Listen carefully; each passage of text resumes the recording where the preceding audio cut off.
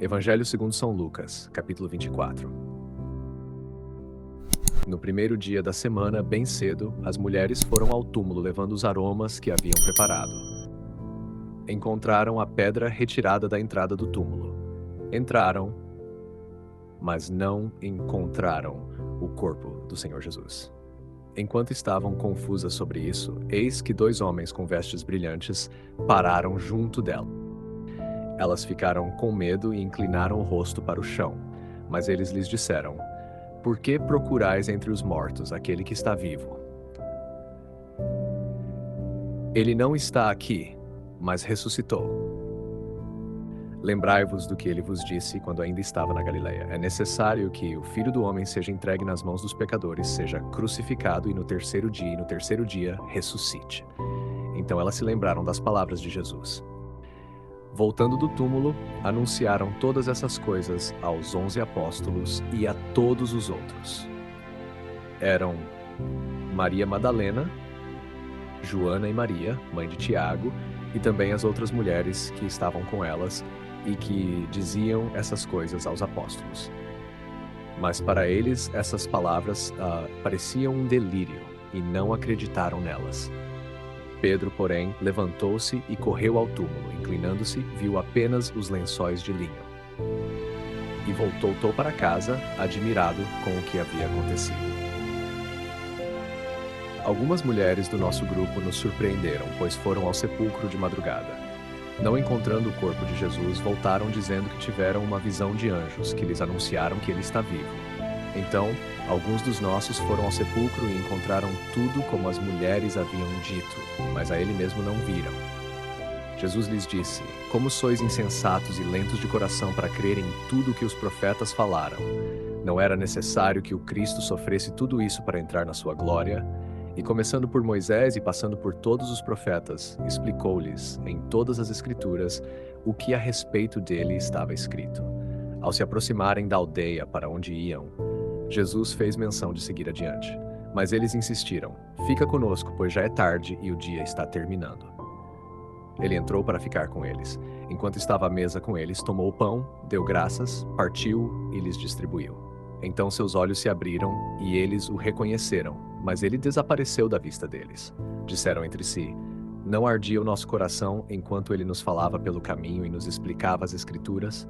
Naquela mesma hora, levantaram-se e voltaram para Jerusalém. Encontraram reunidos os 11 apóstolos e os que estavam com eles, que diziam: "O Senhor ressuscitou verdadeiramente e apareceu a Simão." Eles também contaram o que havia acontecido no caminho e como o reconheceram ao partir o pão. Enquanto falavam, Jesus apareceu no meio deles e lhes disse: "A paz esteja com vocês." Eles ficaram assustados e com medo, pensando que estavam vendo um espírito. Mas ele disse: "Por que estão perturbados e por que surgem dúvidas no coração de vocês? Vejam as minhas mãos e os meus pés. Sou eu mesmo. Toquem em mim e vejam, pois um espírito não tem carne nem ossos, como vocês estão vendo que eu tenho."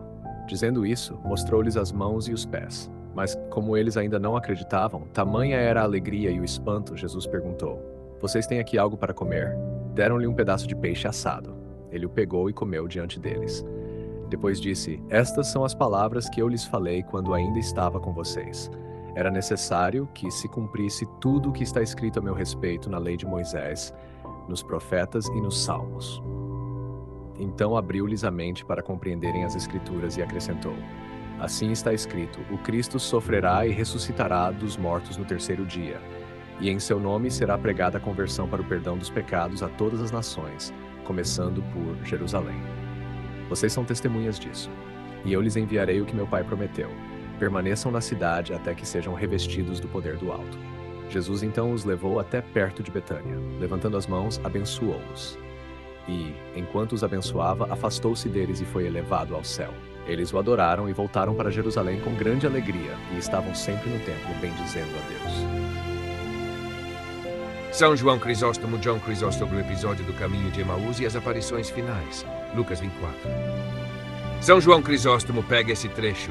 O encontro em Emaús, a pergunta insensatos e tardos de coração, a abertura das Escrituras por Jesus, o reconhecimento no partir do pão, a aparição no meio dos discípulos, a prova da ressurreição com as mãos peitos e o comer do peixe, e o envio dos apóstolos com a promessa do Espírito, e desenvolve uma interpretação prática teológica em 3 eixos que se encaixam muito bem em uma leitura comentada. 1. Cristo como cumprimento das Escrituras, a hermenêutica cristológica. Crisóstomo insiste que Jesus não aparece apenas para provar que ressuscitou, mas para mostrar que toda a Escritura aponta para ele. Quando Jesus começa por Moisés e por todos os profetas e abre-lhes as Escrituras, ele está ensinando que o Antigo Testamento só se entende plenamente à luz do Messias sofrido e ressuscitado.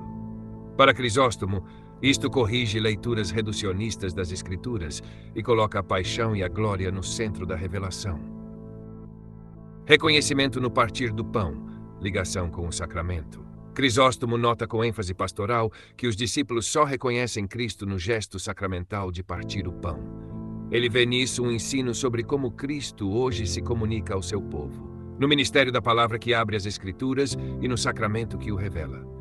Para audiolivros, essa observação rende uma ponte natural entre relato evangélico e vida litúrgica. O Senhor nos encontra na leitura que abre o sentido das Escrituras e no gesto do alimento partilhado. Cite Turn 2 Search, Turn Search, 4.3. A corporeidade da ressurreição e o testemunho apostólico. Ao mostrar as mãos e os pés e comer diante dos discípulos, Cristo dá prova contra interpretações que reduziriam a ressurreição a um fenômeno puramente espiritual ou visionário.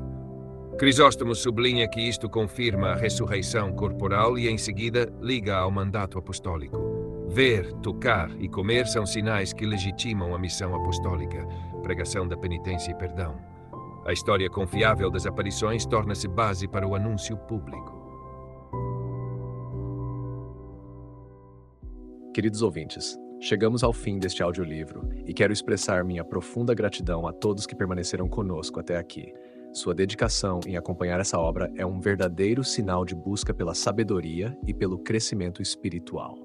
Que o conteúdo ouvido possa nutrir sua alma e fortalecer sua fé. Aproveito para convidá-los a explorar as playlists do canal Caminho Católico, onde vocês encontrarão outros tesouros espirituais. São obras que podem acompanhar e iluminar sua jornada, como Castelo Interior de Santa Teresa de Jesus, Confissões de Santo Agostinho, Palavras Bíblicas com o Evangelho comentado por grandes eclesiásticos, Filoteia de São Francisco de Sales, Tratado da Verdadeira Devoção à Santíssima Virgem de São Luís Maria de Montfort, A Imitação de Cristo de Tomás de Kempis e As Três Idades da Vida Interior do Padre Garrigou Lagrange.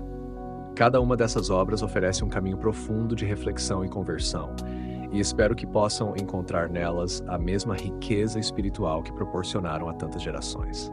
Nosso canal está sempre aberto para quem deseja aprender e crescer na fé.